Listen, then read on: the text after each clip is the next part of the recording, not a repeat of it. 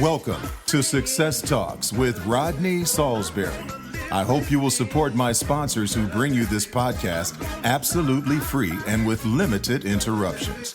I really appreciate you taking the time to listen.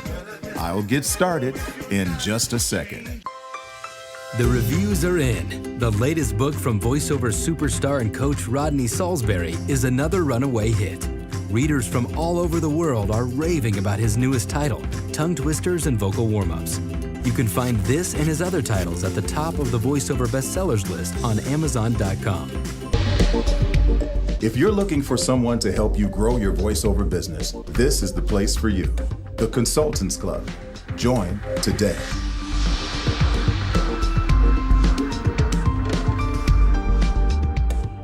Tonight, our topic is the popularity of a podcast and how to start your own podcast. They are popping up everywhere, and they are being used to make money directly and indirectly. What fascinates me about them is how easy they are to start, promote, and eventually monetize. If you have expertise in an area, you can promote it to your audience through your podcast. Don't spend too much time fretting over how to set up a podcast. The process is very simple. It's so simple that I was reading on the internet that young children are getting into the game. In fact, I read about a podcaster who was actually 8 years old. His parents were helping, but I'm just telling you that to say that everybody is getting into this podcast craze because it's an opportunity. It's a platform for you to promote yourself, promote your thoughts, promote your voice. After you create the podcast, you need to work on getting it out there. Where can it be heard? There are things like YouTube. You can post it there. You can post it on your website. You can post it on Facebook. You can post it on LinkedIn. You might also get a hosting company. Now, a hosting company, they're in charge of getting your podcast out there for a certain amount of money. They will make sure that your podcast is heard. They have the professionalism and the know-how, and they're asking you to pay them to get these things out. And you need this podcast host if you want to make sure that it's embedded on things like iTunes, maybe Amazon, and listeners have easy access to your content. Let's talk about the equipment that you will need. First of all, Audacity is free. So podcasters love using Audacity because you can make edits with Audacity. And the price is right because it's free. So definitely check out Audacity as a free software to help you record your podcast. For those of you who have Macs, there's a free software that comes with Mac called GarageBand, and it's also a favorite amongst podcasters. And when you think about what to talk about in the podcast, you can write about things that you know about. If you're someone that knows a lot about computers and technology, then you can talk about computers and technology in your podcast. You can have a weekly panel discussion with fellow techies, so to speak, and discuss the latest products and trends. You can do a podcast where you go on the street. Maybe you go into a Starbucks and you talk to people about different subjects and you let them know that you're about to record them and that their answers and their voice will be on a podcast. How long should the podcast be? It goes from 1 to 15 minutes. If you're covering a special event, maybe you'll go 30 minutes. But if you post something once or twice a week, you should aim for 15 to 60 minutes. You want to establish consistency, so they need to know that you're coming a certain amount of time per month, and that's your podcast. You can also think about possibly getting sponsors. When your podcast is successful, you get people who want to advertise their products on your podcast, and we call these sponsors. Sponsors will be interested in your podcast if it is successful. You can discuss with them what they would pay to be on your monthly or weekly podcast. What kind of money would they pay you to advertise before, maybe in the middle, and at the end of your podcast? I want to talk about some people who have started podcasts and they have become very successful. There's a guy out there by the name of John Lee Dumas, and the name of his podcast is Entrepreneur on Fire. And John interviews the top entrepreneurs around the world. And this is a very successful podcast that has made a lot of money for him. There's also a Charlene Johnson, and she has the Charlene Johnson Show. She's a motivational speaker, she's an author, and she's a fitness expert, and her show has become very popular. So you just want to come up with your hook, your own hook about what you want to do. You want to make sure that you utilize your strengths and passions. If I were going to start a podcast, I would also go to iTunes and I would check out the top 40 podcasts, and I would see what they are. What are the top 40 podcasts in the country right now, in the world? How do they compose their episodes? We call a podcast an episode. How do they do it? I would take notes and I would form my own podcast based on things that other people have done and things that are successful, like the people that I have just mentioned to you. Once you establish an audience, you can do different things to try to make money.